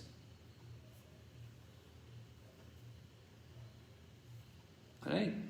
Well, first of all, we heard Diti, when she accepted all the conditions, And then with great jubilation, she becomes pregnant. She takes the semen from Kashyapa, and she's pregnant. She's conceived. And so she's carrying the child, and at the same time she's going to do all of this worship. She's going to follow this vow. So Indra is aware of what's happening, and Indra is going to take steps. He wants to come and he wants to try to do some harm, right? Engage himself in the service of Diti. And Indra is there, and what's he doing? He's bringing her flowers, he's bringing fruits, he's bringing roots, he's bringing wood for the yagya, and he's doing nice menial service. He's Indra, the king of heaven, but he's bringing all of these things for Diti. So, Diti, she's doing devotional service. What about Indra? What's he doing? Is he also doing devotional service? Yes, serving the devotee. Yeah, serving the devotee, right? You get even more benefit when you serve the devotee. So Indra is also getting purified by serving Diti.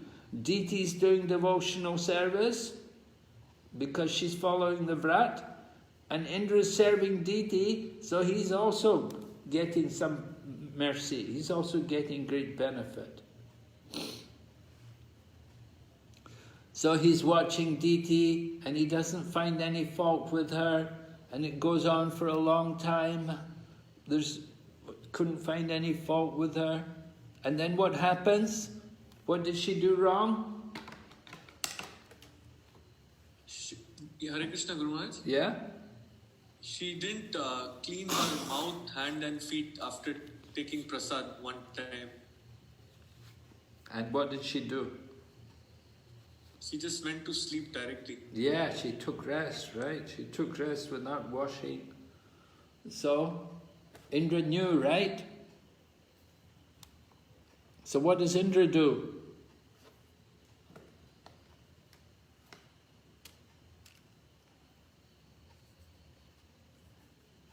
She had become thin, she'd become weak, she was doing the vow, and she became tired, so she neglected, she forgot to wash her hands and mouth, and then she's open, she's vulnerable. So Indra uses his yoga siddhis.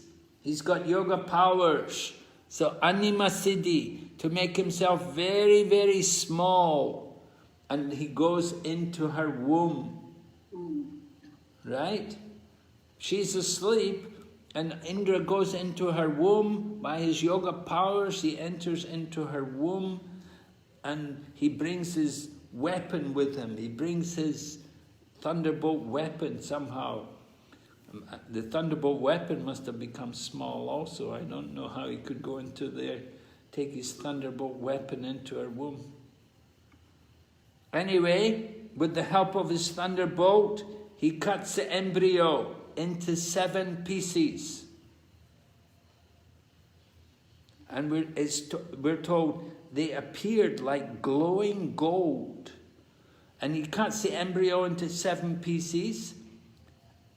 And at that time, different living beings began crying. The 7 places, there were living entities entered into each of the parts. 7 parts. Originally there was only 1, but the 1 became 7. And Indra told them, do not cry, because they were crying. So Indra has to tell them, do not cry. But he cuts them into 7 pieces again. So 7 sevens are 49. So this way you've got 49 living entities. And Prabhupada explains in the purport, he said, just like plants, you can cut a plant, or sometimes you take a branch from the tree, and you put the branch of the tree in the ground and it will grow. So the same way with plants, you can take plants and you cut plants into pieces, and each piece of the plant will grow. So Indra had cut the embryo into 49 pieces, and they all became the Maruts. The 49 became the Maruts. And they told Indra, we are your brothers. Why are you trying to kill us? Indra was thinking he's going to kill, but he couldn't kill them. Why not? Why couldn't he kill them? Hare Krishna Maharaj, they were protected by the Lord. Why? Because of Diti's service, devotional service. Right, because Diti had been doing devotional service.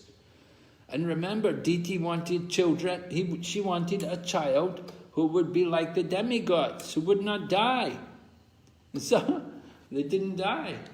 Her benediction was fulfilled because she'd been doing devotion. But what about the fact that she made a mistake? That she didn't wash her hands and everything? Didn't that matter?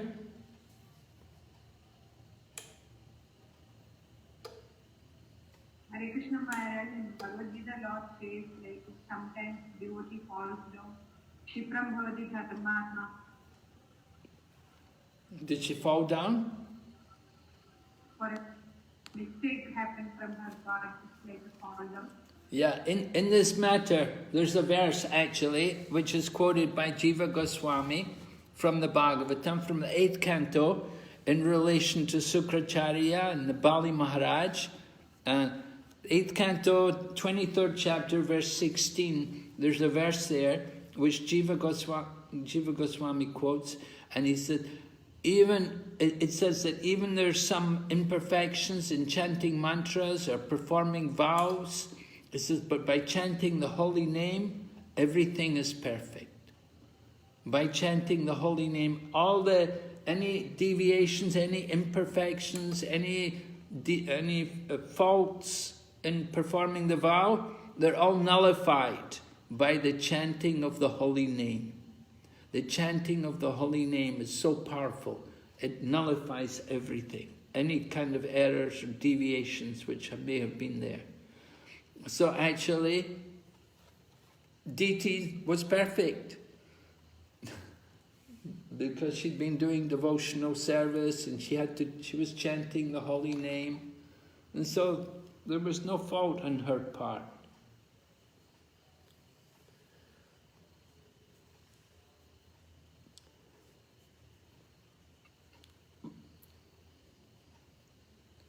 So Indra saw that actually they were his devoted followers. He said to them, if you are all my brothers, you have nothing more to fear from me. Of course, if they're brothers, they're the Maruts. The Maruts are demigods, right? They have some function which the Maruts perform. And so Indra's the king of the demigods, so they're his brothers, so he's happy to have them, and he's going to take them all to heaven with him. And Sukadeva Goswami is speaking to Maharaj Parikshit. He tells Maharaj Parikshit, he said, just like you were in the womb and you got burned by the Brahmastra weapon of Ashwatthama, but then Lord Krishna entered the womb and you were saved. Of course, Lord Krishna is already there in the womb. He doesn't have to enter the womb, but Lord Krishna saved him. And he said, in the same way, this one embryo became 49, and they were all saved by the mercy of the Supreme Lord. Hare Krishna Maharaj. Yes? When Indra knew that they are his brother, why did he cut them? Was there any reason? Well, remember, he didn't know that they were his brothers initially. Initially, remember, Indra thought Diti is doing this vow to get a son who's supposed to be my enemy to kill me. So Indra thought, this is it, this child is going to be born, he's supposed to kill me. So he thought, he's thinking, I will kill him. But he couldn't kill. He couldn't kill. But he cut the embryo into pieces. And then he cut each piece into more pieces. Ended up with 49 pieces. And spirit soul entered into each one of these pieces. So that's how we have the 49 Maruts. So Indra, he did have the evil intention initially, but then he found out that, you know, they told him, don't kill us, we're all your brothers. So when he heard that they were his brothers, then he gave up his violence.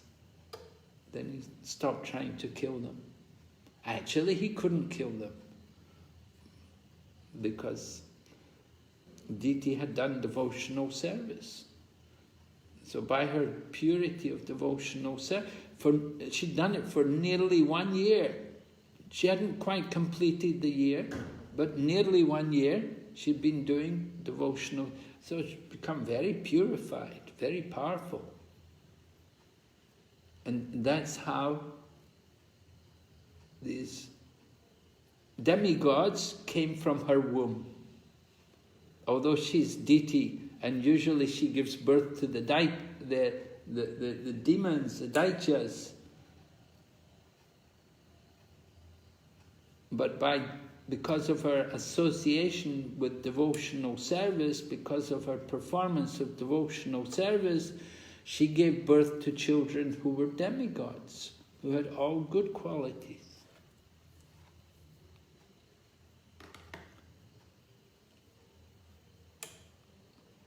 Is it clear?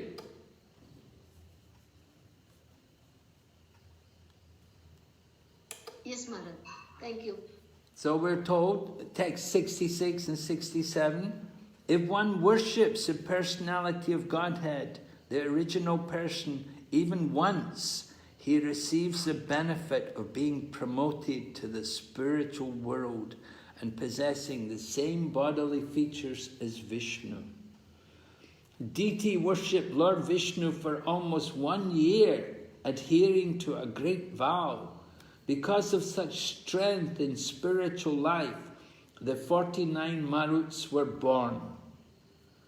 How then is it wonderful that the Maruts, although born from the womb of Diti, became equal to the demigods by the mercy of the Supreme Lord.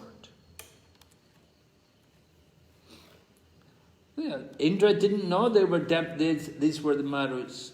When he went into the womb, he thought, this is a child who's my enemy, who's going to be born to kill me. So he thought that he would try to kill the child. But he found out later, as he cut them into pieces, then they told them, don't kill us, we're your brothers. So then Indra had a change of heart. So Diti had become completely purified, says here.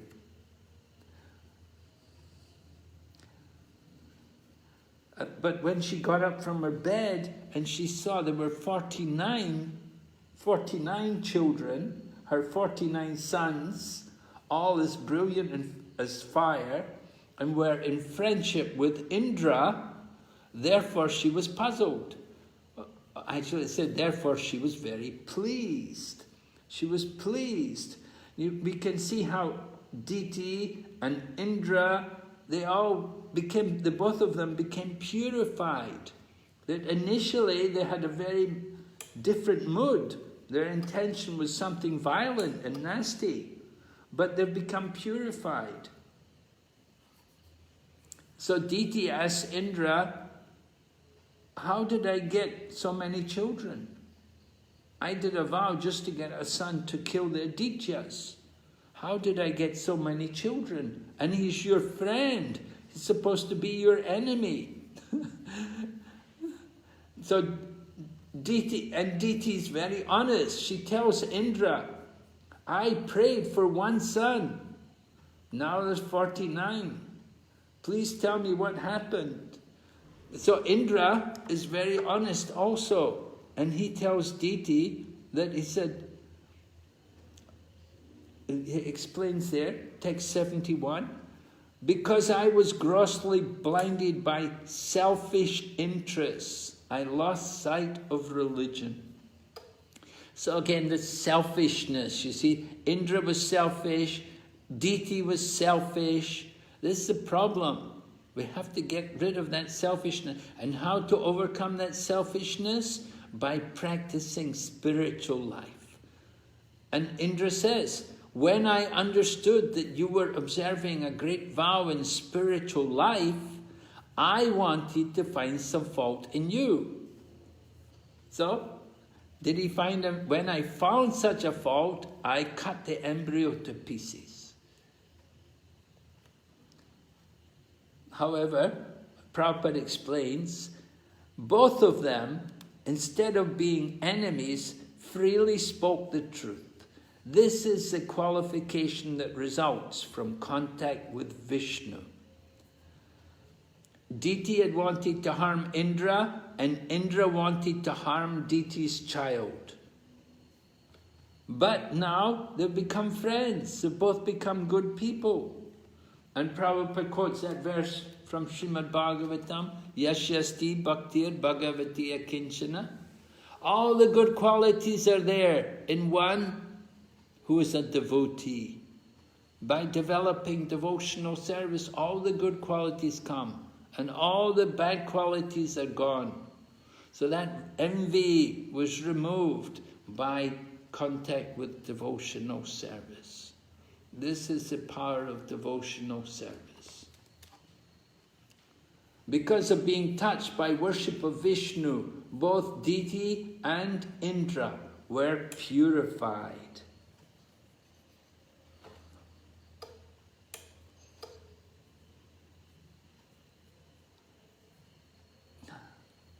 So Indra himself says, in text 73, himself says, when I saw they were still alive, I was certainly struck with wonder. Indra thought he was killing them. He said, I was struck with wonder. But then he says, I decided that this was a secondary result of your having regularly executed devotional service in worship of Lord Vishnu. Just understand how powerful the process of devotional service is. That even Indra was there in the womb trying to kill the child. He couldn't kill them. But he's intelligent. He could understand. This is the result. He calls it secondary result. The primary result is developing devotion for the Supreme Lord. But the secondary result was that the child in her womb could not be killed, could not be harmed, because she'd taken shelter of the Supreme Lord.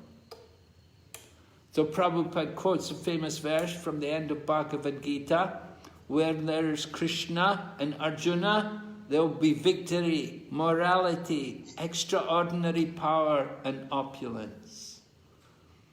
Inconceivable. It's inconceivable how powerful devotional service is and how it acted. Prabhupada says at the end of the purport, this is the omnipotency of the Supreme Lord. For one who pleases the Supreme Lord, no achievement is wonderful. Everything is possible for him. Right? This is wonderful. This is the nature of the Supreme Lord. Prabhupada told us, impossible is a word in a fool's dictionary. So we can see here the impossible becoming possible.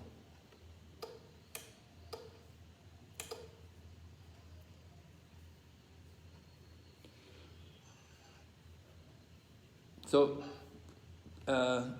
continuing here, Lord Krishna wants to fulfill the desires of his devotees. The devotee doesn't want anything material from the Lord, but Krishna fulfills all their desires. Krishna knows the heart of the devotee. Just like Dhruva Maharaj, he had desires in his heart, and Krishna fulfilled his desires. He gave him a kingdom greater than his father. Dhruva didn't want it. but Krishna gave it to him anyway. We have to be very careful what we desire. Krishna remembers all of our desires from before we became devotees. Krishna can fulfill all these desires. We don't want it. We may not want it. Krishna, you didn't want it. You wanted it before. Now you take it. So Krishna knows what's all of our desires from the past. We have to be very careful what we desire. We have to really get rid of all these material desires. And Prabhupada talks about opulence, how Krishna fulfills the desires and gives opulence. He said, a karmi's opulence is destroyed, but the opulence of a devotee is never destroyed. A devotee becomes more and more opulent as he increases his devotional service to the Lord. The more we do service for Krishna, the more opulence comes. We have to be very careful to use all of it for the service of Krishna. So Prabhupada had that experience that as he was preaching Krishna consciousness, in the beginning he was struggling. He went to America with nothing, but gradually, Krishna gave him more and more. So Krishna can give the devotee. Prabhupada said Krishna gave the Pandavas the whole world. How many days? How many days did it take for the Pandavas to get the whole world?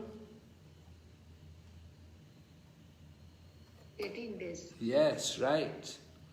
The battle of Kurukshetra, 18 days. Krishna gave them the whole world. However, devotee is very careful. An intelligent man will never aspire to become a devotee to achieve material happiness. Material happiness, that is available even in hell.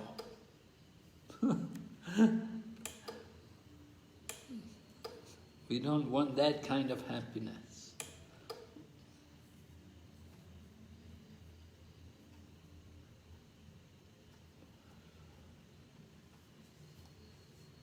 So, Prabhupada talks that pure devotee never begs the Lord for material happiness in the shape of riches, followers, a good wife or a good husband, or even mukti.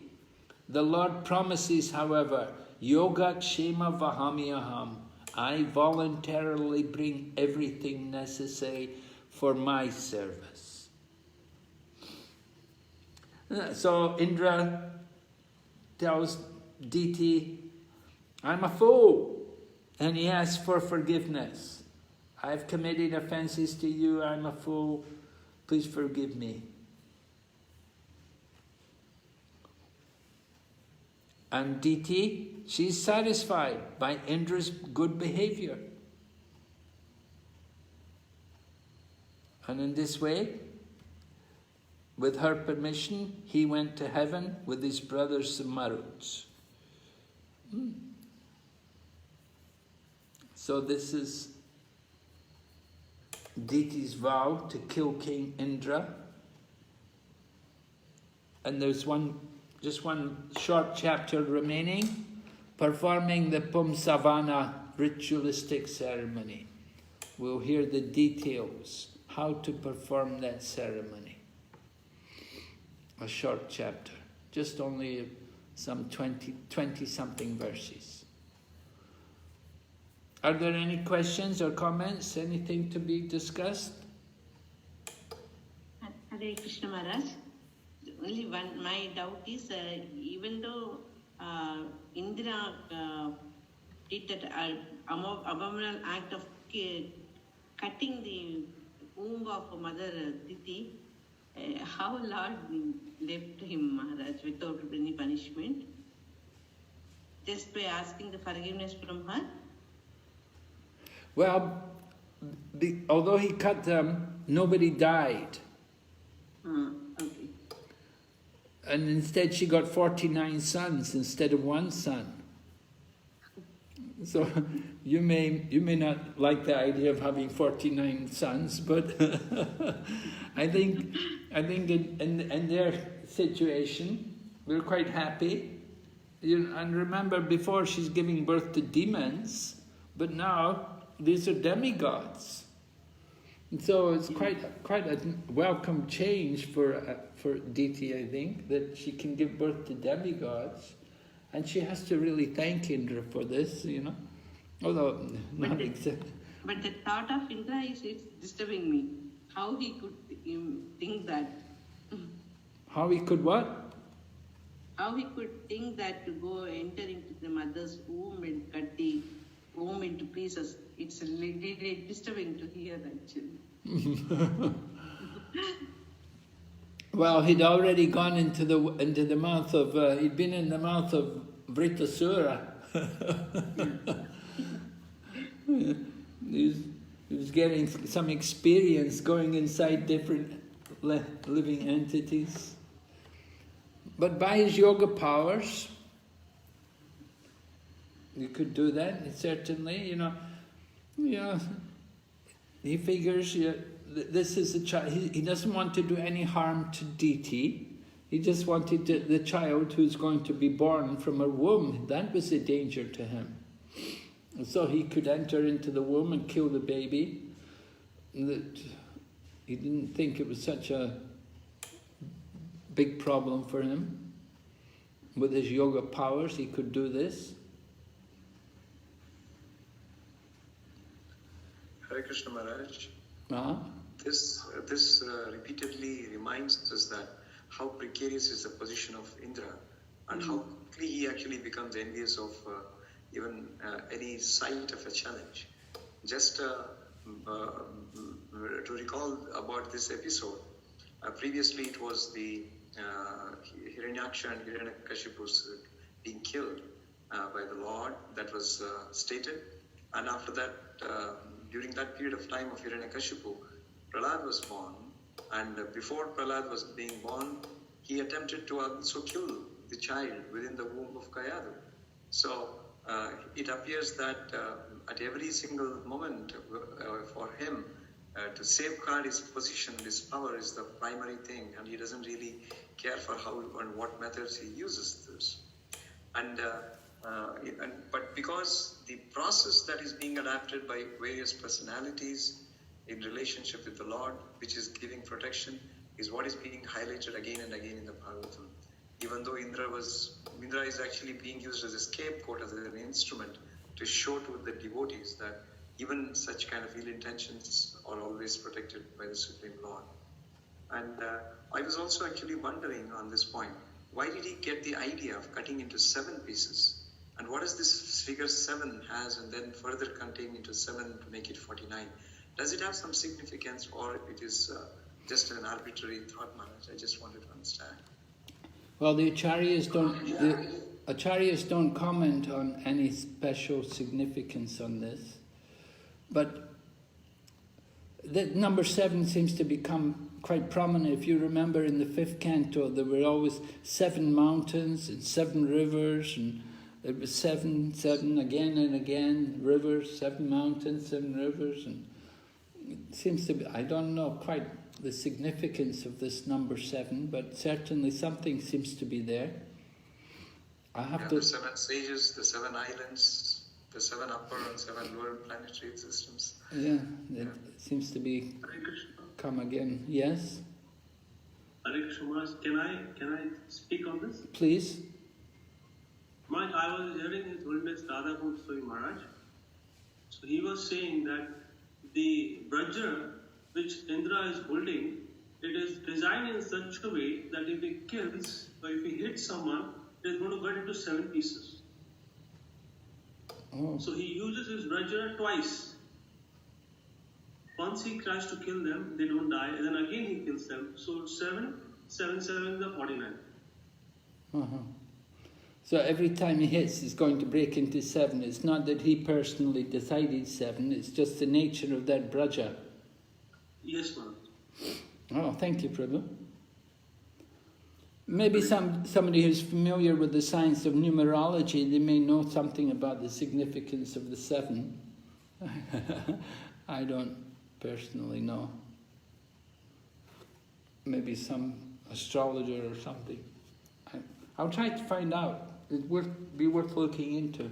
Because I remember in 5th Canto also, it was 7 mountains, 7 rivers, several places. Thank you, Maharaj. Thank you so much. Thank you, Prabhuji. But Indra has a position, right? He's given a duty. He's the king of heaven, and he has to work. He has to establish a certain law and order within the universe. He's got a duty to maintain the universal order. The demigods are entrusted servants of Lord Krishna. They're obedient to the orders of Lord Krishna. So yeah, he has some faults, but he has also some good qualities. And just as Diti, she had some faults, but she also had some good qualities. Her good quality was that she was ready to take instruction from her husband. You know, when her husband told her, well, you have to do this vow for 1 year, and she took the instruction, and she followed everything what he had told her to do. Faithfully, she took the instructions to heart. This was a very good quality, the importance of being able to receive instruction and to follow the instruction, even though the motivation was not pure, but the method of receiving the instruction was good. That she didn't act totally independently. That is the nature in the modern society today, that people are very independent. They don't want to hear from others. They don't want to take instruction from others. They won't ask how to do. But Diti was very thoughtful in the sense that she took instruction from her husband, and she did try to follow everything he told her. And we can see the result. She got very good. She became purified. Of course, her intention was not to get purified, but it came about anyway. So that's the mercy of the Supreme Lord. And as we said in the beginning, she was seeing Indra's fault. She couldn't see her fault. She couldn't see what she'd done wrong, that she's doing something wrong. And we see also the illusion, the attraction of women, how Kashyapa had become bewildered by his wife, but he was able to correct himself. Fortunately, using his intelligence and his expertise, he engaged his wife in the process of bhakti. And we see the power of bhakti, how it purifies everything. So that's the ultimate instruction, the real message on this chapter, how bhakti purifies everyone. The Maruts become demigods. Indra gave up his envy and gave up his violent nature to go and kill. And also Diti, she also gave up her envy and violence by the power of devotion. They all benefited. And so if we do also this bhakti yoga, everybody benefits. All right, any other comments or questions here? Okay, so we'll meet again on Thursday and we'll finish it's a short chapter, it shouldn't take too long. We'll see how long it takes. Okay, so Thursday night we'll finish off this unit. Finish off the 6th canto, and you'll finish also Bhakti Vaibhava. Congratulations. Okay, Srila Prabhupada ki jai. Gaur Bhakta Vrinda ki.